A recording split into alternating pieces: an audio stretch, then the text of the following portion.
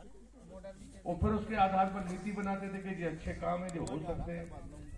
सरपंच तो वो भी है जिसने अच्छा काम किया, सरपंच वो भी है जिसने खराब काम किया है। तो जनता के चुने हुए लोग, जनता ही उनको फैसला देती है कि आप सरपंच होंगे 5 साल के लिए। लेकिन अगर उसके दिमाग में ये बात है कि इसने मुझे वोट दिया कि नहीं, उसी को मिलेगा, और इसका जो दुष्परिणाम है, मध्य प्रदेश की मैं बात कर रहा हूं, मैं अभी देश की बात नहीं कर रहा। जब मैंने पहले दिन समीक्षा की तो 35,000 प्रधानमंत्री आवास में ऐसे लोग शामिल थे जो पात्र ही नहीं थे, उनको पहली किस्त मिल गई। अगर सूची में गलती नहीं होती तो क्या ऐसी गलती सरकार करती? उनका मकान भी नहीं मिला, उनको दूसरी किस्त मिली नहीं और उनसे वसूली भी नहीं हुई।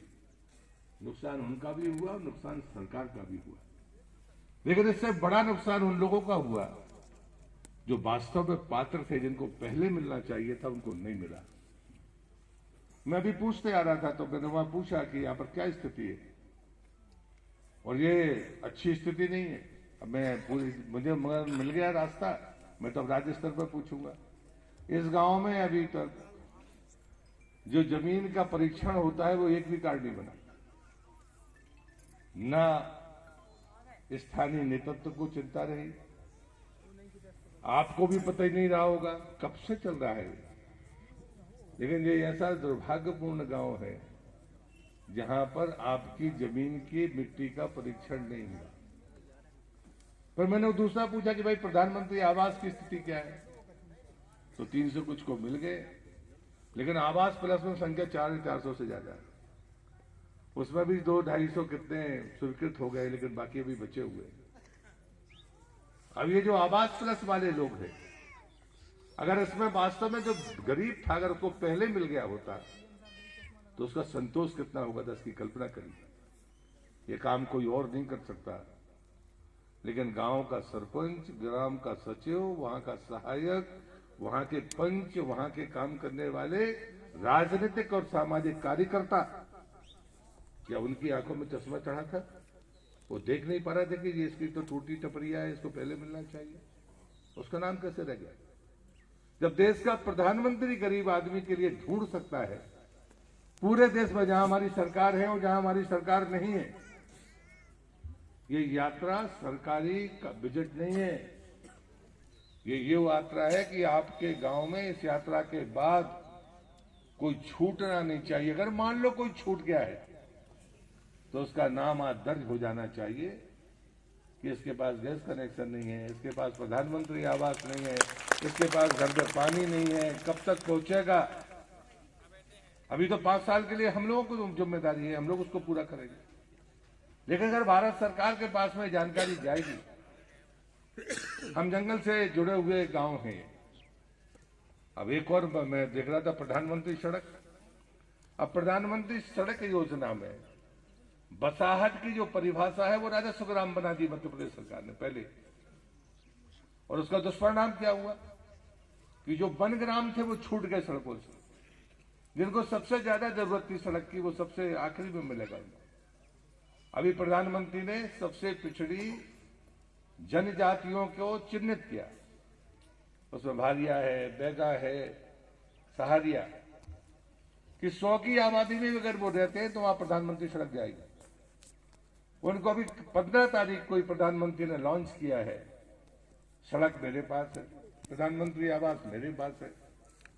तो उन्होंने कहा कि इनको 2 लाख रुपए दिए जाएंगे। अभी 1,20,000 रुपए मिलते हैं, लेकिन उन जातियों को वो घर बना के नहीं रहते, वो जंगल में ही रहते हैं, उन्हें कोई लेना देना नहीं। बैगा पर करोड़ों रुपया खर्च हो गया, लेकिन उनका जो स्वभाव है वो फक्कड़ स्वभाव है। इसलिए मकान बनाकर दे रही है सरकार उनको कि ये कैसे भी एक जगह पर हो जाए, पानी पहुंच जाए, सड़क पहुंच जाए। वो 100 की आबादी में रहते ही नहीं। अगर वो 200-300 की आबादी में रह रहे तो आप मान के चलो कि ये कुछ ठीक हो गए। तो ये ऐसे लोगों को सरकार ने अभी चिन्हित किया और हम फिर से उनको वो रास्ता दे रहे हैं। लेकिन अभी भी बनग्राम में रहने वाला कोई गोंड आदिवासी है, कोई भील है, भिलाला है, वो रह गए होंगे। जबकि भारत सरकार का नियम प्रधानमंत्री सड़क योजना का पहले से है कि 250 की आबादी तक अगर आदिवासी गांव है तो उसको पहुंच मार्ग मिलेगा। लेकिन अब बनग्राम है तो वन विभाग वाले परमिशन नहीं दे रहे हैं, आपने बता आज माना नहीं, इतने साल निकल गए। ये ऐसी छोटी छोटी गलतियां हैं जो यहाँ पर गांव के हमारे बच्चे भाई बहन जो होंगे, मैं उनसे विनती करता हूं, एक बार पढ़िए। अब ये 26 जनवरी आ रही है, गणतंत्र दिवस होगा, हम झंडा फहराते हैं, गीत गाते हैं और चले जाते हैं। हमने कभी संविधान पलट कर नहीं देखा। हमारे अधिकार क्या है, हमारे कर्तव्य क्या है। आजकल अधिकारों की चर्चा जो देखो वही कागज लेकर खड़ा, मेरा ये अधिकार है। थोड़ा कर्तव्यों के बारे में भी तो सोचो कि आपकी जिम्मेदारी क्या है। अगर नल का पानी खुला है, टोटी खुली है, पानी बह रहा है, किसी को कोई लेना देना नहीं। कभी सोचो कि पानी की बूंद नहीं मिलती थी, आज आपके घर में पानी पहुंचेगा। अगर वो शुद्ध पीने का पानी नाली में जाएगा तो वो किसी के लायक नहीं रहेगा। और इसलिए मुझे लगता है कि ये चीजें हैं जो हमारे कर्तव्यों की है। मैं बच्चों से कहूंगा कि जैसे हमने आपसे कहा कि आपकी जांच होनी चाहिए, राजनीति नहीं है। ये बच्चे अगर इस उम्र में उनको पता चल जाए क्या खाना चाहिए क्या नहीं खाना, तो स्वास्थ्य भी ठीक रहेगा, तो पढ़ाई और खेल उनका अपने आप ठीक हो जाएगा। ये चीजें हैं जो कहीं ना कहीं इन बातों को इंगित करते हैं। और ये जो मोदी जी की गारंटी वाली गाड़ी है, वो इसी बात की गारंटी है।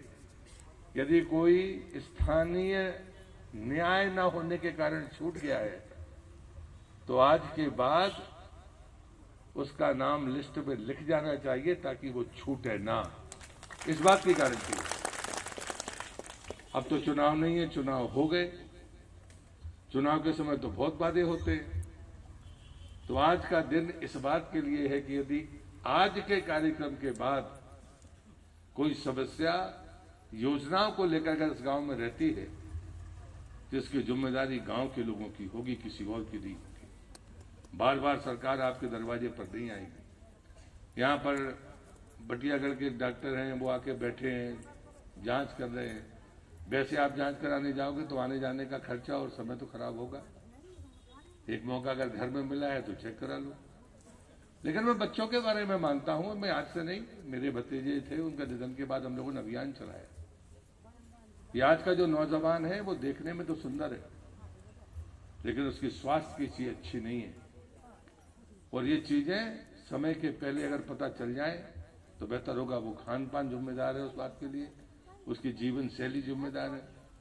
लेकिन ठीक है, ये कहकर आप उसकी आलोचना करते रहिए, लेकिन बच्चों को स्वस्थ रखना, बच्चों को मजबूत बनाना, ये हर माँ बाप की जिम्मेदारी और इच्छा दोनों होती है। जिम्मेदारी भी है और इच्छा भी है। लेकिन ये तब हो सकता है जब हम विधि के अनुसार अपनी बातों को पूरा करें। अगर हमारे यहाँ पर हाई स्कूल की बेटियां बैठी है, अगर वो 70-80 होंगी तो चलो एक टीम आएगी, एक दिन में हाई स्कूल कर देगी। फिर कोई टीम आएगी, वो एक दिन मिडिल स्कूल कर देगी। पर एक दिन कोई टीम आएगी, वो प्राइमरी स्कूल कर देगी। लेकिन यदि बरी के 100% बच्चों का स्वास्थ्य परीक्षण एक बार हो जाए और उनके परिवार को बता दिया जाए कि थोड़ी इसकी चिंता कर लो जरा खान पान की, आंगनबाड़ी की हमारी बहनें होंगी, बाकी चीजें, ऐसा नहीं कि चीजें नहीं है।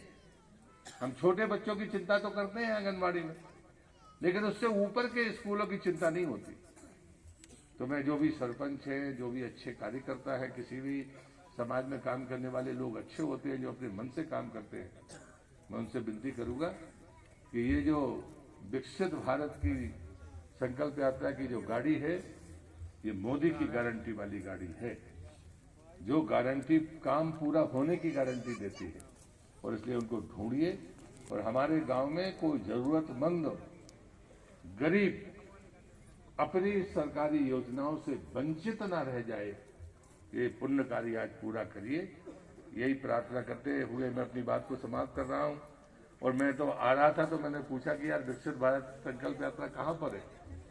ये संयोग है कि मुझे जाना अभ्यारण्य था, तो ये रास्ता मुझे लेना था, तो पता चला कि नहीं, बरी करुणा में है।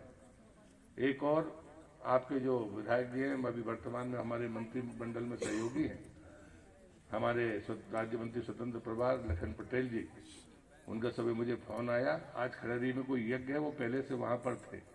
अब अचानक मेरा कार्यक्रम ये रात में बना, तो उन्होंने मुझे फोन करके कहा, तो मैंने उनको अनुमति दी है कि आप